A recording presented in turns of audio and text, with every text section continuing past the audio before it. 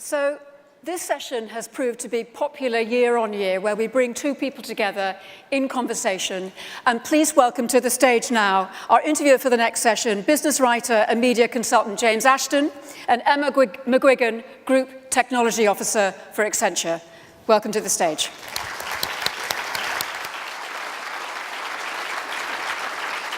Thanks, Carolyn. Good afternoon, everyone. It's good to be here. This session offers a glimpse of the future. How can businesses thrive by adopting next-generation technologies, and crucially, how can they do it by working together? Shortly, we have two pairs of businesses who will tell us how they're working together. You know the ATP tennis is on next door at the O2, so it's very much our version of mixed doubles this afternoon. Before we get into that, to set the scene, I'll hand over to Emma McGuigan, who is Accenture's Group Technology Officer. Thank you very much, James. So, technology or magic, fear or fortitude. At the turn of the last century, Thomas Edison conducted an experiment where he attached a rubber tube to his forehead and the other end to a pendulum to see if he could control the movement of the pendulum using his mind. Some people thought it was a bit crazy. Over a century later, Rodrigo Mendes drove a Formula One racing car around the Grand Prix track in São Paulo. That car had no steering wheel, no gear stick, and no pedals. He controlled that car with his mind.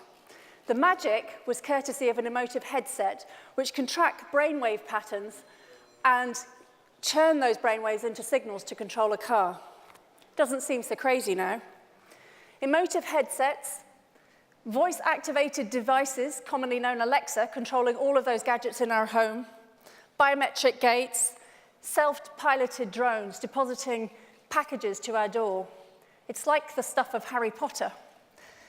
And these innovations, they're bold and they're daring, and they transform our expectations as citizens, and they transform the opportunity for us as business leaders to tap into that technology innovation. But we need bold and daring leadership if we're going to tap into the value. But when we do, we can create new customer experiences which surprise and delight our customers and leave our competition playing catch-up, and like any good magic trick, wondering how we managed to do it. But disruption is not an illusion. Just ask the retailers and the department stores in the high street, having seen many of their competitors disappear. The waves of technology innovation don't look like they're slowing.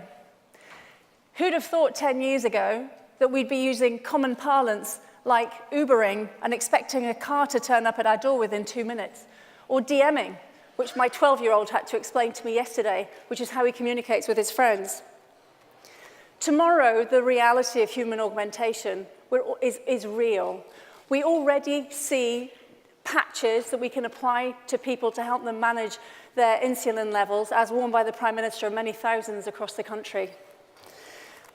Not far behind is the implant of chips into our brains to help control conditions like epilepsy, improving the health conditions of individuals. And I'm sure it won't be long before we have augmented digital assistants helping replace our smartphones. So with all that pace and scale of change, why are we as business leaders struggling to tap in? I was in the US last week with a number of clients, one of whom told me that improved customer experience doesn't drive revenue. He then told me that he had, in his business, nothing to fear from the platform companies. But as people, as consumers, the platform companies have transformed what we expect. We expect Netflix to tell us what we should be watching next. We expect a car to turn up from the drop of from a command on an app, and we never expect to see cash to make the payment.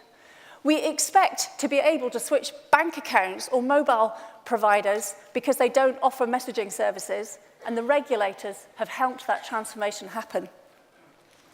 In the last decade, Google, Amazon, Salesforce, and Netflix have joined the S&P 500, whilst other household names like Wendy's, Radio Shack, and Toys R Us have disappeared. At the pace of change, the S&P will see a 75% turnover in names by 2027. Frankly, the pace is pretty daunting on a good day, and on a bad day, it can be bewildering. At Accenture, we decided we'd do a bit of a survey. We like to gather data. We like to look and see what's happening. And we took a look to see how many British businesses were being disrupted, either today or were susceptible in the next couple of years. So 56% of British businesses are already disrupted, and 40% are susceptible to disruption in the next 2 years. So if you think about that in the context of this room, that's pretty much all of us, except for those couple of back rows there. I think most of you got your heads down, maybe on a platform company, maybe checking your Facebook. So, and the industries which are feeling it most: software, electronics and high tech, and retail. Round the corner, we know it's coming for the automotive industry, for infrastructure, for transport, and for our utilities. Yet 80% of our chief strategy officers reckon they're not fully prepared. Before we dig into that a little bit, what are we talking about here when we talk about technology, innovation, and disruption? Is it about blockchain changing the way we manage procurement? Is it about AI-powered care changing the way we manage call centers and bringing bots and natural language processing into the way we run our businesses? Or is it about gathering data like our genome demo we have over there, where we're looking at human performance and the impact of emotion on how we perform? If we think about what we could tap into if we could drive these things successfully, it's all of those things, and we have to tap into all of them, but at the right point. We have to be able to pivot at just the right moment so we don't throw away the existing businesses we have. If we can demystify and harness that magic that tech can provide us, we could go beyond just a business-critical issue, and we could really help the people who depend on us to make good decisions so that them and their families, our employees, and the broader workforce have a future. So why do we think we're not prepared? There's 3 areas that our survey pointed to that I want to explore. The first is people, the second is performance, and the third is failure. We all know about people. We've just had a whole panel exploring the need to diversify our talent.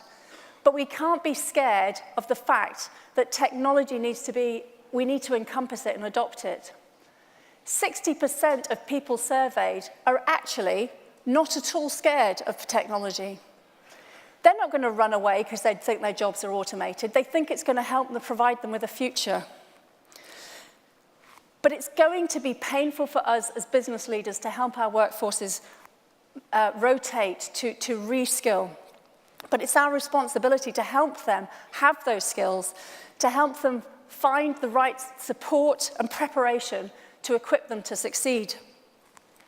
We need to create cultures, not of adopting technology faster and faster, but of helping our people think about how technology can elevate them, to allow them to be more creative and innovative, and create organizations which are flatter that enable them to be successful. That means we've got to look at ourselves, because we're going to have to change the way we lead, the way we educate, and the way we reward. So the second topic I want to touch on briefly is performance. It's often cited that quarterly performance stops us really taking big risks because the markets don't like surprises and they don't like changes. But I go back to that S&P list. We know if we don't respond, we won't be here to worry. Let's look at Microsoft. In 2014, Satya Nadella became their new CEO.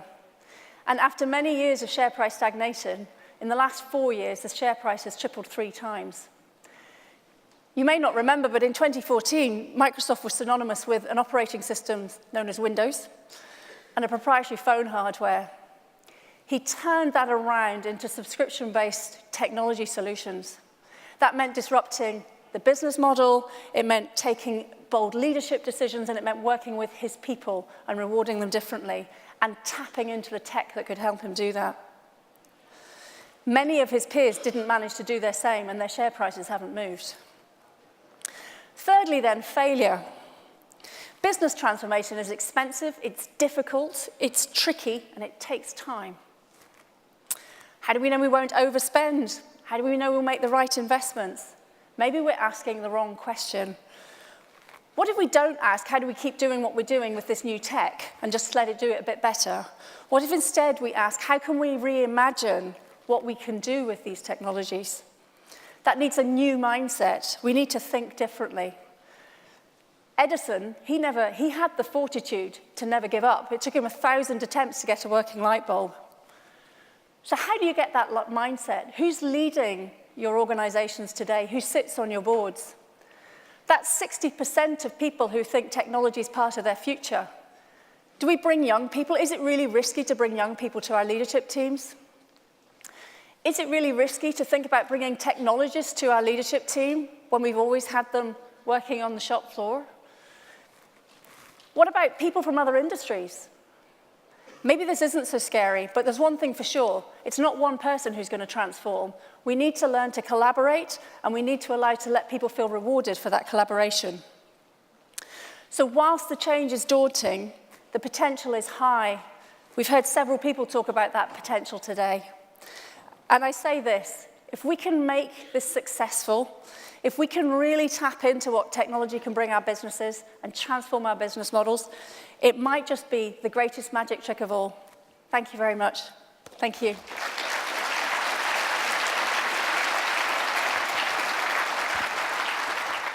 Emma McGuigan, who, of course, is the Group Technology Officer of Accenture. So let me introduce on stage now the first of our pairs. We have Anne Sheehan, who's the Enterprise Director for Vodafone in the UK, and also Gunnar Peters from Admiral. He's their Head of Telematics.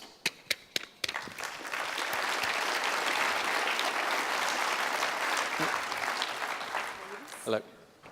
Good to meet you. Hi. Of course, Admiral has more than 5 million customers in the UK and operates under the Admiral, Diamond and Bell brands. And Vodafone, well, everyone should know Vodafone, shouldn't they? Hopefully, yes. So it's about a year or two ago that Vodafone was announced as Admiral's digital telematics partner. Yes. So this is going to be a jargon-free session, hopefully, which is quite difficult on technology. But Gunnar, telematics, we talk about it a lot. Essentially, this is the technology behind transport, behind all the vehicles on the roads. It's the stuff, it's the GPS, it's sat-nav and so on. Does that kind of encompass it? Yes, largely. So it's got GPS, it's about monitoring how you drive and then using that information to give you a good premium as a customer. And we've talked about it for years. How prevalent is this kind of tracking technology in insurance? There's about, 30 million cars on the UK roads? Yeah, and probably 700,000 telematics policies out. 700,000, Yeah, so we're 5%, something like that. It's early days. Yeah, There's still lots to grab. Very early, yep. Yeah. Why do you think do you think it might have gone further by now? I mean, you've been in this industry for quite a while. I've been involved in telematics now 7 years, and lots of hope that would increase very quickly, but it hasn't. And the distribution channels is the biggest challenge here for us as insurers. What do you mean by the distribution channels? Insurance is a highly commoditized product, right? You go on a price comparison site, every product has to be fairly similar, you buy it. People are price driven, so therefore differentiating your product by services is really difficult in that segment. So it's difficult to sell the products to the end consumer. And user adoption rates actually all over Europe is a challenge. So the UK has got the second highest at 5%. I think Italy has 17%. So it's one of the kind of barriers together that we need to overcome to get the adoption rates up. And Gunnar, why in particular that you wanted a mobile partner, or what was the thinking behind before this partnership came about? So the thinking behind Litterbox, or behind our telematics product, was to there was a lot of talk 6-7 years ago about fintechs really started, insurtech then kicked off very quickly after. So these companies, these startups are there to disrupt the market, so we wanted to insure ourselves against it. So we launched telematics to learn alongside the startups and make sure that we're right there with them. And then that's why we started telematics. And then the nice thing about partnering with Vodafone is that Vodafone is a customer-centric company. They've got lots of customers. They've got lots of experience dealing with end consumers, which was something that we wanted to utilize. And your part, so Vodafone Enterprise, we should all know what this is, but Vodafone Enterprise is the part that serves everyone apart from the consumers. Yeah. So it's putting everything that Vodafone knows, the skills, the data, the networks, to work for the businesses in the same way that we all recognise that it works for the so it's consumers. the B2B. The B2B engine. end, yeah. And so tell me a little about how the partnership came about. Were you looking for them, or they were looking for you, or? Well, so for about 20 years, we've had a machine-to-machine business, which is connecting devices to devices. And about 6-7 years ago, the business started to really mature into moving from it just being core connectivity into actually providing solutions. Yep. And we did an acquisition about 5 years ago, a company called Cobra in Italy, and that really gave us the platform to accelerate just providing connectivity into telematics solutions. So we were aware, just in a relationship that we had with Admiral, that they were kind of trying to consolidate their lead in telematics. So it was very different to your standard relationship, which is let's go and try and sell them something. We actually went and approached and said, look, jointly, could we do something for the UK market to really establish, I guess, Admiral as the lead in telematics? And it's been fantastic, actually, because it's been a real, collaborative effort between both our organisations. So we were working on this for about the last 2.5-3 years, and then we went into kind of launch in the marketplace in the last 12-15 months. And is it because of Cobra in Italy that there is that bigger penetration there?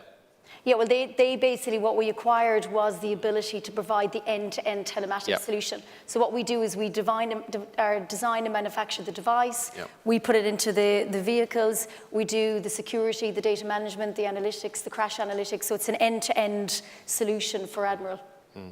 And so what infrastructure is needed for that other than the black box? Do you need to do anything at the network end? You're smiling, but you need a black box, don't you? It's incredibly difficult. That's why I'm smiling. It's not easy. It's not easy getting hold of that data. No. I'm not trying to simplify it, but I understand. Exactly.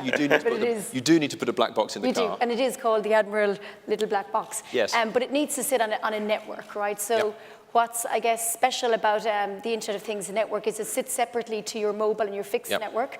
And basically, when we put the box into the car, no matter where the car goes or roams, it'll hop on our network or whatever network that it needs to do. So you get a really seamless experience for the customer. And that's why it's been developed around the Internet of Things network. This is it's the first of my stupid questions, but why can't you do something with cars, off the consumer's phone that's actually in the car? I mean, guess you can track how fast they're moving in that, can't you? Just off the mobile device? Just off the mobile device, yes, you could. However, it's not as reliable, and you have an issue as well as an insurance company. You sell these products by giving a big discount to customers. So customers are price driven, and some customers are not the most honest customers. And when you know that this box was installed in this car and in their car, then you're going to monitor that person. When the person can decide when they're being monitored and when they can turn off their GPS and so on, it becomes much more difficult to give them a true and honest and fair price both ways, because it's a relationship that needs to go both ways. These are all the tricks. There are lots of tricks around it. Yeah. So tell me about Little Box then. This is you work across all products, but particularly you've launched Little Box, which is your way of saying to consumers, actually, if you take the box, the benefit to you is this. Yeah. So if the customer takes a box, they get a discount up front. So we encourage customers to say, bet on the fact that you're going to be a good driver. You get an additional discount at renewal. Customer drives, we give them feedback throughout the year, and then when it comes to renewal, we price them on their driving and give very hefty discounts to a lot of customers. And just to go back to striking this partnership, the reason the Vodafone comes in because they have the network. I mean, you would never build this on your own. There's no way that I would want to build boxes, figure out how to do connectivity and everything else. I'm an insurance business. That's what we do. When two businesses get together, then at what point do you start to trust each other? Because I'm sure immediately, but of course. but don't you, in the back of your mind, don't you think, well, what happens if Vodafone suddenly launches an insurance product, or vice versa? I mean, how do you just strike that? You get the lawyers involved, or? There's a little bit of negotiations and a little bit of legal talk, yes, but It's very much about meeting people and understanding them and talking about your strategies both ways and understanding how both businesses can benefit from the relationship in the long run rather than only over the next 2 or 3 years. And I think the part that we play is really helping Admiral. I mean, it's really just turning it the traditional business model on its head. When you think about how you price insurance, it's often just based on traditional demographics, so your age or your postcode. This now allows Admiral to really create a specialized product. So normally you have the challenge of, it's a one-to-many relationship. This allows you to understand more about your customer and get that one-to-one relationship. And then going to say a little more about how you're selling that, because you've got to try and, in the consumer's head, you've got to say, well, actually, we know you've been driven by price, pun intended, for decades, but actually we want you to think for the long term, if you invest in this piece of technology, in the long term, your premiums could be lower. That's essentially the hook that we try and get the customers in with. However, it's difficult because most insurance products are being sold through price comparison. On price comparison, people who use price comparison want the cheapest price by definition. So therefore, if you want to sell your products, you have to have a very cheap price up front. So that makes it really difficult to make telematics a success. And it makes it really difficult for us to become profitable and to continue being profitable in the long run. And what is the biggest benefit, though? It's not just about making it cheaper for you. I guess there is a safety factor here as well, is there? So for us, the benefit. So for us, the benefit is that we know how the person drives. So you can differentiate your 17-year-old boys who live in the same street, but very different upbringing, very different driving style, very different risk. You can quite quickly understand who will be a safer driver, and therefore it's not going to cost you $1 million or $2 million or more in claims cost. Or you can also quite quickly identify people who are likely to have those kind of accidents. So that's the benefit to us. The benefit to the customer is that they can prove themselves. So these young drivers, and I'm going to pick on young boys, but girls obviously the same, they pay over £1,000 premium every single year for the first 2 or 3 years of their driving time. So this is their way of reducing the premium. What we haven't managed as a business and as an industry is to add additional services to the products and convince all of you to buy telematics, because telematics is a brilliant product. We haven't managed to do that quite yet. And say a little about the data you're capturing and how that's sort of crunched through, I think is delivered through a dashboard. Yeah, so basically we do the full data management and supply back in a dashboard for Admiral to really just, I guess, speed up their claim process. And as I said before, eventually the strategy is that they can really do, I guess you can look at life cycle risks, so you can look at a family. So for example, I have a husband, a son and a dog, and that you could really look and say, can you combine, what we do in terms of our health, if we wear Fitbit or whatever the case may be, the insurance for our pet, your car, your home, and actually personalize a product for that particular individual. And that's really where, the whole industry, I guess, is evolving to. I mean, you see this because of all the IoT, the Internet of Things, that your sensors and your networks will be everywhere, tracking all sorts of things. Are we going to get to the point where the consumer is sort of like exhausted with data?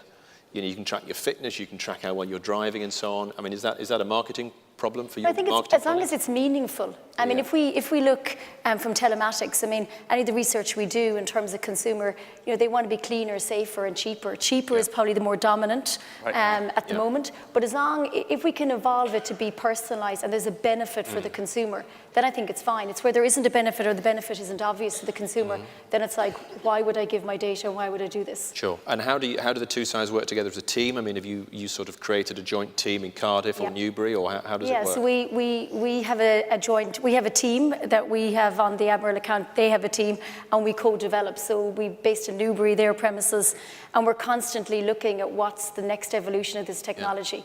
And as I said, like some of the things that we've encountered in the past is how you get the devices into the car. I think that's working pretty well now, and now it's around user adoption. So how do we drive those rates up? Don't forget, so the government is trying to push very hard for your smart meters, right? The customers, all of the UK, are trying to become more tech savvy. Sure. So I've got some hope that will actually interest people in being told that they're a bit worse than they thought they were and that they can make significant savings. Well, I think this idea's got real traction, so I wouldn't compare it too closely with the smart meter rollout. You've got to have more confidence than that, hopefully. And then, so tell me how it's gone down in the business, because Admiral, I think, 20 years old? 25, yeah. 25, okay, not far off. But always a very human business. The staff are handed shares, the CEO, the old one and the new one, both speak human. This is a more sort of human business than a lot of insurers, and then suddenly you're overlaying all this sort of high-tech stuff. I mean, does that go down well with the guys in the call center? Do they get it? They need to keep progressing? So the guys in the call center love it because they can actually have much more of a human interaction with the customer when certain events happen. So we talk to customers when claims happen, and we can defend their claims much better. So when somebody gets accused of having had an accident or been involved in an accident, we can say, well, actually, no, that car was stationary miles away. So the claimant on the other side just said, they got the wrong car. So we can defend our customers much better. So our guys in the call centers love it. So you might actually you might actually know what's happened to the customer before they've called up to say I've had a crash. Exactly. or whatever. Exactly. And then can you take us through what happens in that in that crash situation? Then what are you collecting, and how are you packaging that up? I guess we're aggregating the data that we collect in terms of we can monitor the behaviour of the driver right up before, and then I guess trends coming up to that days, trends coming up to the hour, trends coming up to the minute. We collect it, package it, and give the analytics. It's up to Admiral to how they interpret that and how they they control the data. Yeah. And how up to the minute is that? It's absolutely of the moment. Yeah, absolutely. Yeah. Okay. Gunnar, what do you do? Obviously, a lot of concern about what happens with consumers' data. What do you do with that data? Are you storing it? Are you, selling it on? Or we're not selling it on. We've got no interest in selling the data. We've paid a lot of money to have the data, so therefore we don't want anybody else to have it. Sorry.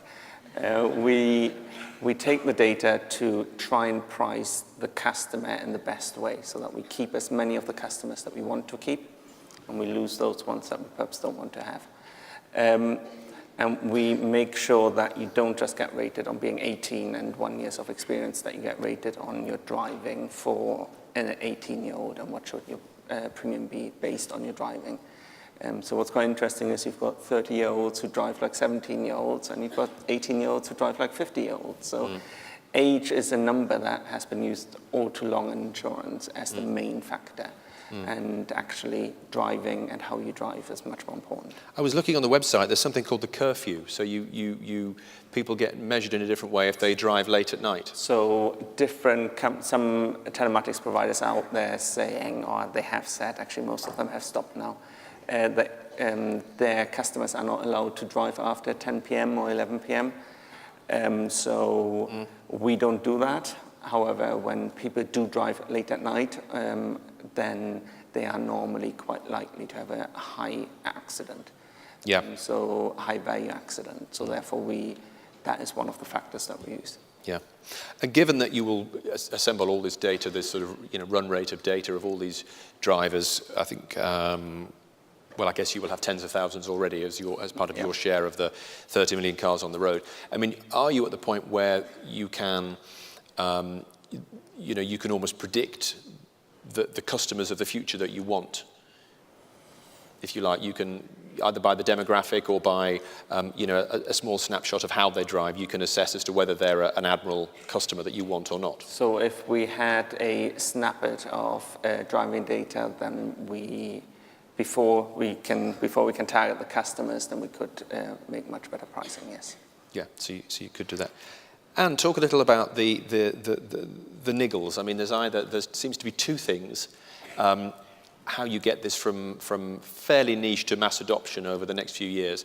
There's checking the technology works, and then there's the consumer. So the technology, are you happy with, or where does it go next? Yeah, I mean, I think, so we've got a pretty seamless process now for getting the devices into the car and the setup, and that works, and it has to work with speed because the customer is insured once the device is up and running. Initially when we spoke, I guess when we started speaking a few years ago, Admiral had questions around the network, but actually the IoT network is very, very mature. Yeah. It's been in place for about 20 years, and it really allows an organization to go global. So if Admiral want to open in any part of the world, the IoT network is a global network, so network isn't an inhibitor. And the biggest thing is user adoption and how we really move to drive our, and really encourage more penetration in the marketplaces is really, I think, for us what we'll work jointly on. Because on the network side, people will say, oh, I know when we're driving up the M62 and, one of us is say trying to Google something while the other one's driving, and they go, the network's not there. Not your network, but one of them. But the IoT is a lot more resilient. Is a different. Yeah, it's a separate network, right? So it's a separate network, and it works off separate technology. It's a global network, and it'll pick up any network signal that it needs to, which allows a seamless experience. So the majority of the time, obviously, it'll be Vodafone, but if it needs to hop on another network, it absolutely will. And I guess if we look at what's coming down the road in future with 5G. So as the technology and networks advance, this just strengthens our ability to, provide more and more solutions around our IoT network. And so what else is on that network at the moment? That's all the machine-to-machine and stuff that's on Yeah, I mean, basically, we've over 70 million connections. It's pretty incredible. We've nearly 2 million connections coming on a month. So this is just exploding. I mean, there isn't an industry that's immune to IoT. So if we take health, agriculture, insurance, automotive, I mean, every organization is looking at IoT and the solutions around it because it really allows organizations and enables them to look at different business models. And I think, in today's environment, to remain competitive, to expand, that's absolutely critical. So are there more relationships Vodafone has which are similar to the one with Admiral, or is this sort of well, there's obviously something good about it because you're here talking about it today, but are there more of those that you want in the future? I mean, we have a global telematics business, so we deal with lots of insurers around the world. I think the great thing about when you move outside and expand beyond connectivity, when you're providing solutions, then it becomes quite personal to the organization that you work with. The fact that we've co-developed and co-created with Admiral means what we have is quite specific to Admiral. When you go generic, we'll provide connectivity to whoever needs it. Yeah. But this is quite, we've got some bespoke elements to what we provide to Admiral, which I think hopefully gives them a good competitive edge in the marketplace. Which you only get really when you sit, when you sit down in the room and actually, have a degree of honesty with each other and share ideas. Because Vodafone can do many things, but it doesn't know about car insurance and we're not an expert and you're not a mobile network. Yeah, correct. One thing to touch on one sort of term I didn't know until reading in on this. I thought UBI was universal basic income, but actually it's also usage-based insurance, which is kind of pay-as-you-go type thing. Yep. And is all that linked to the telematics, or are there other? How else does UBI sort of show itself? So telematics normally, and even our product is summarized under the UBI headline and tagline. But UBI in its truest form is you pay for every mile that you drive, right? Usage-based. However, again, those products are quite small in the UK. There are some more in the US that have kicked off, but the UK market. Sorry, it's bigger in the US. It's a bit bigger in the US. Is that because what? Is that because there are more miles of road, or? And I think the distribution channel challenge that we discussed a minute ago is not as prominent in the US as it is here. So therefore, it's easier to sell the products to the end consumers. I see. Okay. And have you given little box numbers yet, or is it still too early to say how many you've got? How many customers? The last official number that we gave is 2 years old and was 200,000. 200,000. Okay, out of the customer base, and just look a little further into the future, Anne. So you've listed some of these sectors where the learnings from this partnership can go. So which are you most excited about? I think, as I said, there isn't a sector that's immune. So we're connecting everything from, if you take health, connected ambulances, we've got a huge amount going on in smarter cities. And it's not just Vodafone, it's Vodafone working in a whole ecosystem of different solution providers to connect cities. We've got, connected cows in agriculture. So you name it, we're connecting, and it really, really is exciting. I think specific to automotive, I guess the next thing for us is vehicle-to-vehicle connectivity. So if we look at, a lot of the new cars coming, and by 2020, I think most new cars that hit the road will have basically automotive sims built into them. So you can basically have a situation where cars will communicate with each other. So just think about if you're coming around a corner, yet there's a car that you yet don't know about that's driving maybe too fast, then the sim in your car will talk to the sim of that car and say, hey, you need to slow down. So there's a huge amount that's coming that's really, really exciting over the next, I think, 3 to 5 years. Oh, it's interesting. And who pays for that relationship then? Is that something, I mean, does that mean every car needs a mobile phone contract as well or something? I don't understand. It depends. We'd love if it did. Wouldn't that be good? There are 30 million of them. But the business models for this have to be worked out. It depends on whether the car manufacturers act as an OEM and put it in, or how, the business models, as I said, yet have to be worked out. But it is exciting. Yeah. Gunnar, I said we might not have time to talk about driverless cars, but we do. So how does this application work, if Elon Musk has got it right and driverless cars take over the world? Well, it will only work once a big number of cars have got this technology in there, and seeing as it takes about 8 to 10 years for 70% of the cars out there to change hands and to change, this is probably 10, 15 years away before these scenarios are truly going to be impacting, and probably by the time it really impacts insurance, hopefully I will have retired. It's a total cop-out. But in the meantime, actually, because there is evidence that if people are looking at the dashboard that Voda's produced, then actually people will drive more slowly, or will people try and get their scores up, maybe? So there are some customers who will react to it and who will change their driving behavior based on what they see and what the feedback they get. Some drivers don't. They're just not interested. Yeah. But I think over time that will change. So Anne mentioned things like your connected car, you connect a cat and dog. So my dog has a Fitbit on it, which basically measures how much exercise it gets, so that I leave in the evenings and take her for a walk. You've got your light bulbs and everything. All this information is out there. Customers start to utilize it more and look at it. And I think that will help customers change their behaviors. Do you have a Fitbit yourself? I've got an Apple Watch. Yes. I was going to say, you don't just put the dog through it. No, I do it as well. So we both compare in the evenings. Yeah. Okay. The family experience. Interesting. I live an exciting life. Really exciting. Well, it is. I mean, you'll see. You've been in this area for years. So you've been, telematics. You've been waiting to sort of put sensors on everything. Absolutely, all through your career. The dream come true for Gunnar. Yes, exactly. I don't want to stray too far off topic, but why would you wire up a cow? So there's a fantastic solution that came from a company called Moocall. Moocall. So basically, when a cow is calving, their tail goes at a certain angle. And then basically, farmers never know when the cow is going to calve, but they developed a device that's got a sim in it that you put on the tail of a cow. When the cow is calving, their tail goes to a certain angle, sends a text message to the farmer that say, I'm ready. And the farmer goes out, and they're shipping thousands to New Zealand, to Australia. Everyone has got a Vodafone sim, and it hops on the IoT network. So we have Connect to Cows. Fantastic. I don't know how I can top that. So I think we've added value there. We've added a lot of value. So thank you to Gunnar and to Anne for telling us about their partnership. Thank you. You're welcome. Thank you. Yeah, thank you very much. Thanks a lot. Thank you. So to move on to our second pair, who've got an awful lot to live up to. First of all, we have Feder-Levy, who's co-founder and CEO of Zen City, and Dina Barulfan, who's the Deputy Director General of the City of Ashdod in Israel. Please welcome them.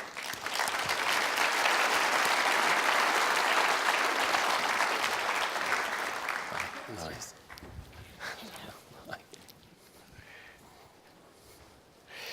So Zen City is a technology startup that helps local authorities understand their residents better. And everyone should know about Ashdod. I didn't, I'll confess. It's Israel's 5th biggest city, yes, it is. The biggest port in the country, and some say the best beaches. Most people say. Okay, fair enough. Fair enough. I'll come to you first. So Zen City, 3 years old. Yep. You're operating in 30 cities, 30 municipalities, half in Israel, half in the US. Great list of investors, a lot of sort of Israeli startup money in there, but also GE, Tata, Microsoft. So they must be excited about something. Tell me how it works. Well, I hope they are. They give us their money. It might come as a surprise to you, James, but local governments actually have a huge impact on our lives. I know it's an organization that's often scrutinized, but they're in charge of services around transportation, infrastructure, education, culture. Almost all the services that we enjoy as residents, as people, come from our local governments. And that they spend millions and millions of dollars every year to provide all of those services. And today they have no way of measuring the impact of their investment. Did we actually move the needle? When we commissioned this new park or new police squad car, did we actually make the change that we wanted in our city? And the reason for that is because it's very hard to measure impact in a local government because their KPI is not revenue. It's level of satisfaction of their residents. And what we're trying to do is we're trying to measure that on a citywide scale, in real time, and across all of the different issues, not just by town hall meetings or phone surveys like it happened so far. We do that by aggregating all of the data that's out there, whether it's cities' internal databases, social media, local news websites, wherever people are already sharing their opinions, of course, only publicly, about the city and life in the city. And we analyze it using AI that we developed to show the city a score of how it's doing in the eyes of their community. Yeah. So where's the inspiration come from for that? Well, first of all, I'm an urban planner, so I had to justify my degree in some way. But more than that, I think that, again, the biggest challenges that we as a society face right now manifest themselves in cities, manifest themselves on the local level. And if we want to improve services, if we want to make our experience in cities better, that starts by being able to measure, understand, and change the way services are provided in cities. But is there another story? I mean, were you, I don't know, hanging on the line complaining about council tax or they're not collecting the bins or something? Or what was it that sort of pushed you to start this up? Well, I think everybody can relate to the idea of seeing something that your city did and saying, why did they do that? Everybody wants this to be the other way around. And that happens all the time. We've seen examples where a town hall meeting had only 3 people that spoke against, let's say, a dog park in a neighborhood where there's the highest ratio of dog owners in the world, in Tel Aviv, and that dog park was decommissioned because of those 3 people. The fact that we don't have the ability to really understand what the community cares about is what drove us, and that was a huge frustration of ours that led to founding the company. And just finally, the name. I mean, Zen City, you know, Zen being this hub of peace and harmony. I mean, you're hoping to sort of make all the cities of the world sort of a much more relaxing place to be? Well, hopefully we want to make city leaders more relaxed when they come to make their decisions, but also it's the word citizen in reverse. So. I've got that now. Dina, and are you more relaxed, Dina, now you've signed up Zen City? What was how did that conversation begin? Because I should say, your city is about 250,000 people. So were you looking for Zen City, or did they knock on your door, or how did that happen?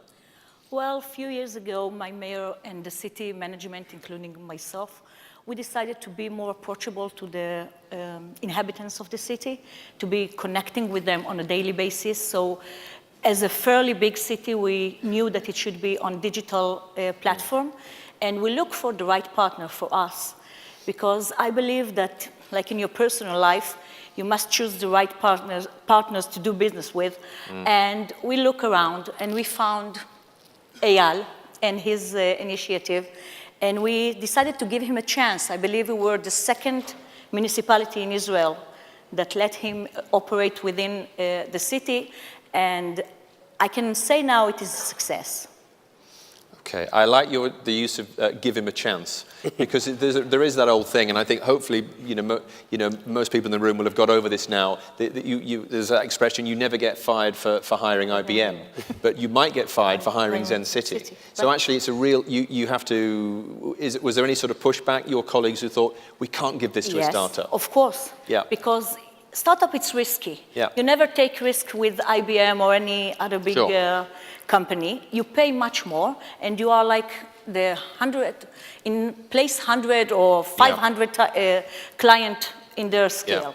Yeah. But with Zen City or any other startup, you are the only client or almost only client. They very attentive to your needs. Yeah. They come to you. You come to them.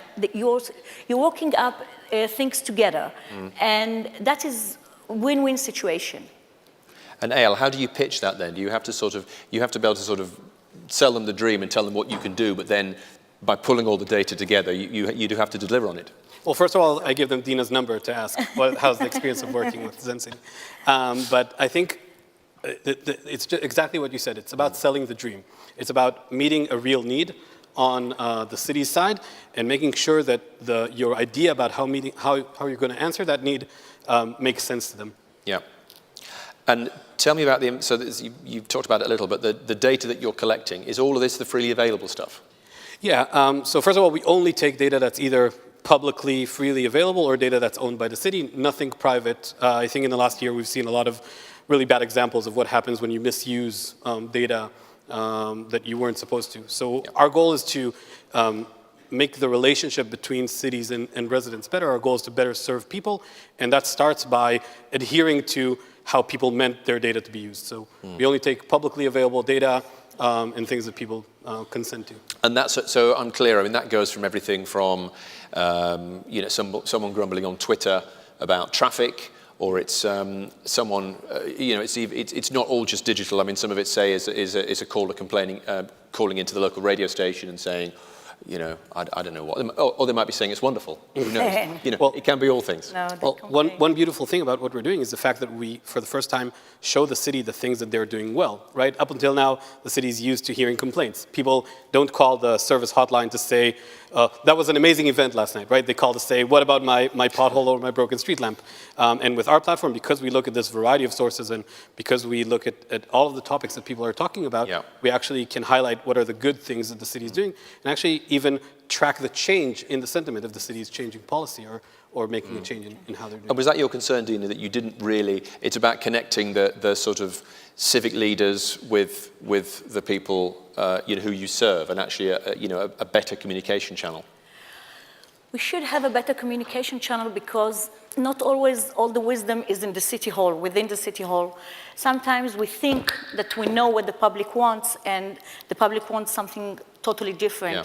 And what Zen City does, it helps us to, how do you say, bridge the gap? Yeah. Bridge the gap between our thinking and what the public needs.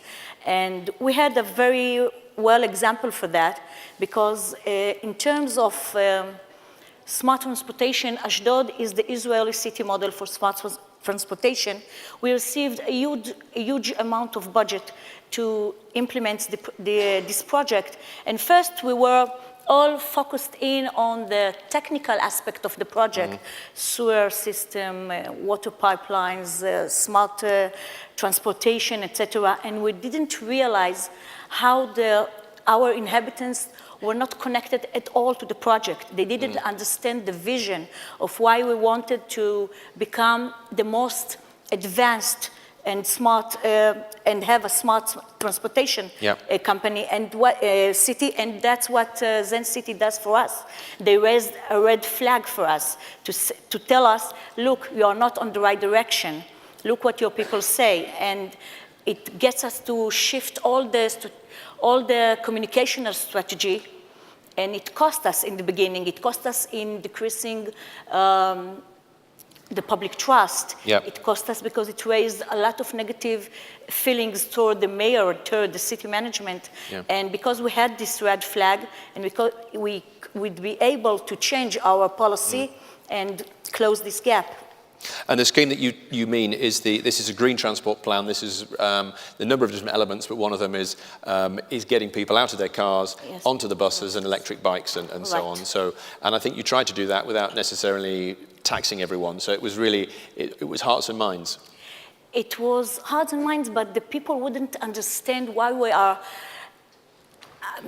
making all these works and all this traffic. We took a perfectly fine city and turned it upside down in terms of infrastructures. So we have to connect the people to the greater vision, the great picture of the project. So what did you do in that instance? Yeah, I think this is one of the best examples we've seen of using our platform, and this collaboration actually provide great value, because many other city leaders, if they weren't as brave as the leadership in Ashdod, when they saw that they have a 90% negative sentiment about a project, the first thing they do is they scratch that project no matter how much it costs, no matter how big it is, no matter how impactful this is going to be for the city. And the brave leadership on the city side, together with our ability to actually show what is the main concern. And get this, the main concern wasn't noise or traffic. The main concern was, what is this good for? What is our end result? What are we going to see from this project when it's done, when it's completed? And through our platform, they were able to see that this is the actual nuance of the criticism, the actual nuance of the feedback, and make a very small change, a change in communication strategy, a change in the relationship that they have with the residents, with their community, and in that small change create a huge shift in sentiment towards that project, and not scratch that project, scratch that initiative that is bringing amazing benefits to the city, like we've seen in other places. Typically, they would have scrapped it and probably found someone junior to fire, actually. We probably would have been first to fire, right? We're not IBM. But tell me how much so what sort of volume of data are you crunching on, say, a daily, weekly, monthly basis in order to channel these opinions into City Hall? So first of all, we work with a huge variety of cities. Our smallest client is 10,000 people in New Hampshire, and the biggest one is the city of San Antonio, which has almost 2 million people living in it right now. And the volume of data we collect is just unimaginable in comparison to what cities used to base their decisions on. If we're talking about town hall meetings of maybe a few hundred residents, or a phone survey of 1,000 at maximum, in our platform, we crunch millions and millions of data points every month for our clients. Just in the city of Ashdod, which is about 250,000, we analyze over 150,000 interactions every month just on our platform. So that's over 1 million a year in real time. And this is all the freely available stuff. So as I said, the Twitter, the radio station, and so on. But there are also, you have the feedback and the surveys and so on. You've sort of scrapped paper and pen, and anyone that wants to feedback about how you're performing, they do it through Zen City now. Is that right? No. You always have to think about the people who are not connected on digital tools, because there's always people who are not on the social media platform, either because of age, because of religious reasons, or so on. So we have, as a municipality, we have a responsibility to all our residents. So we're monitoring by Zen City, and we're monitoring by traditional surveys, and we're monitoring by other stuff. And all together, it gives us the whole picture. And talking about the people, I mean, as we had in the last session, the technology might work, but you have to take the people with you. So how have you convinced your skeptical citizens that this is a brilliant scheme for the future? Well, first you have to persuade your workers, your employees.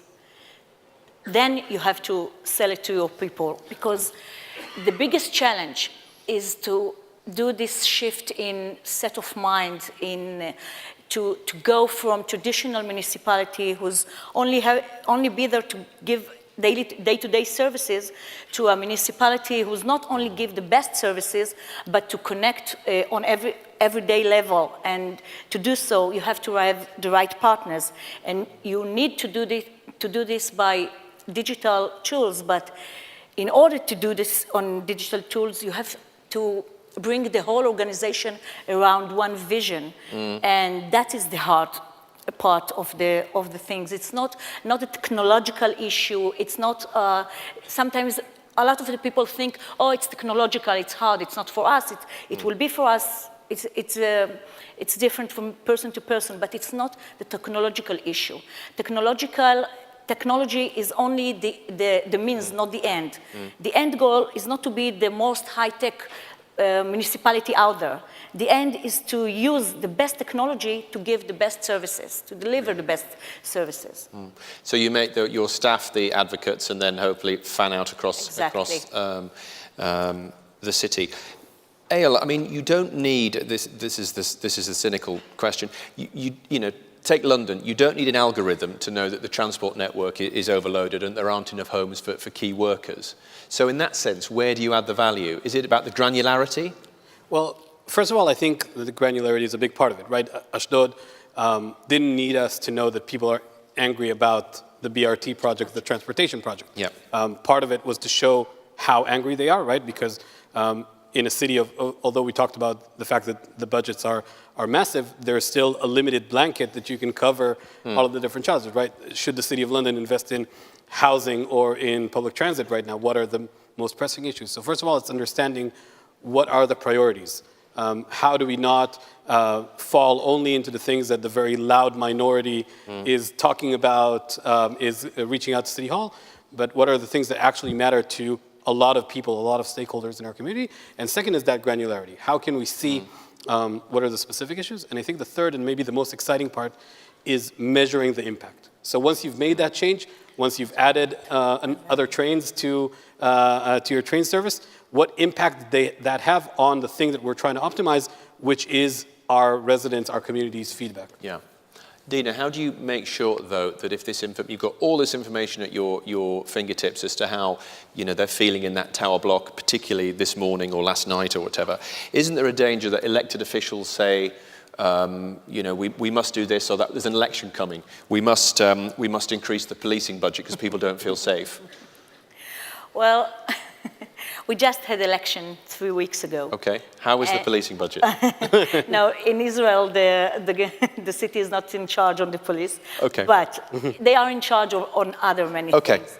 And we do use Zen City system or other surveys to know what our people want and to budget what they need, not what they want.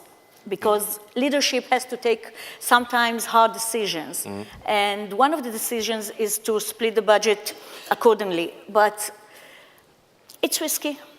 You have to work in good faith. You have to work with responsibility. You hold in your hands data. And data, it's privacy, and there is a privacy issue. And there is a lot of issue raised by this all technological development and all that. But it is kind of trade-off.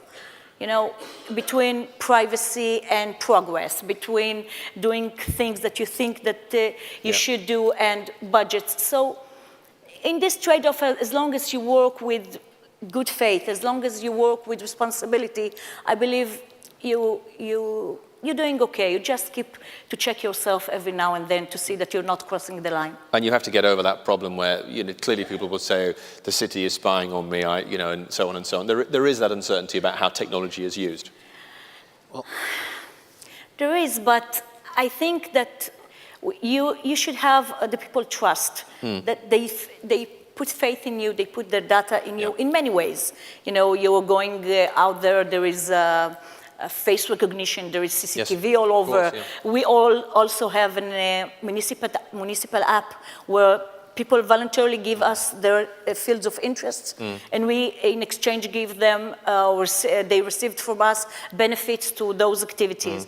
So we got data, and we have to choose our tools carefully that give us maximum security and privacy, and we should choose our partners carefully, those who share with us the same ideology of how important it is to keep things that private and a code of ethics. And at what point, was there a sort of a period where you begin to trust Zen City, or, because you come in together with this idea and then you have to share quite a lot?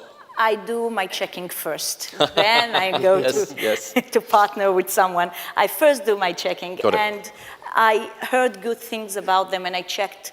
I believe in the person first, then the technology. Yeah. Because if it can be a great technology, but the person who operates it is shady, so I won't do business with him. But in this case, it's a win-win. Yeah. I can say that just on the point of privacy, I think that we share those same concerns. Privacy is a huge issue, and as Dina said, there's always a trade-off, right? If we really want to keep our privacy, everybody would live alone out in the country and not communicate with anyone. But we hold privacy to a very high regard, and what we do around that is that before we even save the data in our database, we clear it from PIIs, from personal identification number. We clear it from all names, from any mention that might be able to single out a person. And I think that's the key thing about privacy, because, for example, we all want to get better services that are based on data in terms of what the majority wants, right? We want to, if you gave the Transport for London example before, we want Transport for London to know how many people are riding the train, so they will put the right amount of trains there and not just guesstimate. Well, we all hope that. Well, yeah. So the privacy becomes an issue when you can single out a person, when you can find data about a person and not about the crowd, and that's what we're blocking the platform from doing. We are not interested in what James, Dina, or Eyal think about something. Yeah. We are collecting accumulated data, something that like trends divided by neighborhoods, by gender, by ages. But kept anonymous. Yes. Yeah. Yeah. And Eyal, when you started out, then I guess there was the data and information the city wanted to give you, and the sort of data you needed. So, what was it? What did you need from them that they weren't tracking, or was there anything? Well, first of all, most of the data we collect comes from publicly available sources, as I said. Our goal is to be a one-stop shop in terms of resident feedback. So we do look at data owned by the city if it has a strong component of feedback. Like, for example, when the call center where people report potholes or broken lamps, we take that data, and by the way, that's digital as well, right? That's kept in a CRM system, in a database, and we pull the data from that database and bring that into our system. Yeah. Oh, and why? Your website. Mm-hmm. And you're not in the UK yet. Why not? Well, first of all, let's do it. If there's any city council members out here, talk to me after. Yeah. That was your free hit. I recommend it highly. James. Yeah. And you're staying for drinks, I imagine. We didn't agree on this before. And so first of all, yeah, I think that we started in Israel, started marketing our platform about a year and a half ago, about 18 months. Started in the US just this year, and we're seeing growth. We're a small company still, we're a startup, so we have to go one market after the other. But if there are, what we found is that about 80% of the challenges that cities face are the same anywhere in the world, right? It's the same services, transportation, it's housing, it's community work, and those challenges are shared, and then our platform can provide that value from the get-go. And then there's the nuance of each city, of each community, of each country, and that we learn over time using our machine learning. And what would be the challenge? I can see the opportunity in the UK, but what would be the challenge, in a city like London or Manchester or so on? How would you approach that? I think part of the challenge for us, first of all, is learning the nuances of a different community, right? For example, Dina mentioned before that the police in Israel are not managed by the city. In the US, they're very much so. Every small town has their own PD, and that's one of the biggest things that the city council has measured on, and one of the biggest services they provide. And we, to be honest, didn't know that well when we started out in the US because we came from Israel, and it took us a little while with our first clients to learn that we should cover issues that have to do with police as well. So those nuances are important, but again, we learned that by doing. We learned that by trial, and I think that's the way to go. And Dina, what would you say to other city leaders who haven't adopted Zen City or similar applications? What are the learnings? Well, I have a few tips. First, you have to have a broader vision. Then you have to transform this vision to an action. And in order to do this properly, you have to have the right partners, as we said before, and to have the commitment from your employees, not only on the management level, but on every level. Everyone needs to be hands on deck if you want to do a grand change in that scale. Another thing is, don't forget the people who are not connected to the digital. You have responsibility to everyone. Give startups a chance, and don't be afraid to fail. Sometimes you learn much more from failures than from success. We in Israel have actually an evenings, and excuse my French, it calls fuck up nights, when you take a drink or two and you stand up, and in front of the whole room, you share your failures. And the people in the room actually learned a lot of it. Well, you know, in the UK, we've had one or two of those recently ourselves.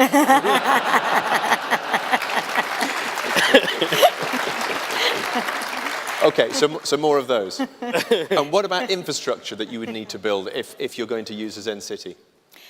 The only infrastructure is an organizational infrastructure, not the technical infrastructure, because, as I said, and I believe in that strongly, the technological tools are only tools. Yeah. So it's all out there. It's just getting it through into Yes. the right funnel and getting someone who knows how to look at it to look at it. Plus, we're all cloud-based, so no infrastructure needed. Yeah, yeah. And I know you said at the top, Ale, you've worked in smart cities for a long time. We are going to get some smart cities eventually, because there is this great promise that cities will be wonderful and efficient, and I guess applications like yours help. But there are still potholes, there are still growing pains. First of all, I wouldn't hold my breath. I think smart cities are more than anything a buzzword. The real issue is being able to be smart about your own challenges. The whole concept about this, as Dina said, is how do we apply the best tools, whether they're smart or not smart, or in our case, data-driven, cloud-driven, into the decision-making process, into the management process. How do we not get frustrated by the fact that there are not enough trains or not enough policemen or the park isn't renovated as much as we want, because we're able to predict those things and be better about generating those services. That's the real smart city, and not whether you put this specific sensor, that specific technology. So is it sort of you're struggling to keep up with demand, or are some cities saying, no thanks, we don't want this here? Well, I'm very fortunate to say that we've had great growth over the last year. We started this year with about 7 cities using us. We're over 30 right now. And in government sales cycles, that's pretty fast. And of course, there are communities that are not ready for that. I think that a lot of this, at this point, is about being an early adopter, trying something that's new. Yeah. And our vision eventually is to create a new standard for how decisions are being made in cities. And that will happen when we have a massive amount of governments using our platform. But at the beginning, it's those early adopters. And I don't know what budgets are like in the US and Israeli cities. I mean, we've got cities in the UK that, that can't keep the libraries open. So are you selling them something that can save them money or make you money, or are you just incredibly, inexpensive? First of all, a good deal, obviously. Don't ask what Dina's pricing is. Yeah. But I was the pioneer. I'm entitled to it. Yes. So I think, first of all, we do try to keep it affordable. Our goal is to provide better services, and part of that is not draining the city's budget. But what the main benefit is understanding how we invest our limited budget in the things that matter most to our community, and that's a huge asset. Think about it. If you have $1 million, you can invest them in keeping the libraries open or in something that matters less to your residents. And through our platform, we hope to help achieve that understanding. And thinking about sort of the next decade, then, the technology that you've come up with here, I mean, where does this go? I mean, I thought this could be something that companies could use to deploy, a bit like sort of the Glassdoor model about what are your employees saying about you? What do they think about the cafeteria and all that sort of thing? Well, first of all, I'm an urban planner, right? Again, starting at the beginning. So we're city geeks, and we're very much focused on this sector. But we do see more and more types of organizations using this platform. We're talking to transportation organizations, utilities, property management companies, and all of those are also organizations that try to serve city inhabitants in the best way possible. Yeah. Okay, great. Well, I think that's a fascinating glimpse of the future. Thank you to Ale. Thank you to Dina. Thanks for joining us. Thank you so much. Going that way. I'll follow you this way. Thank you.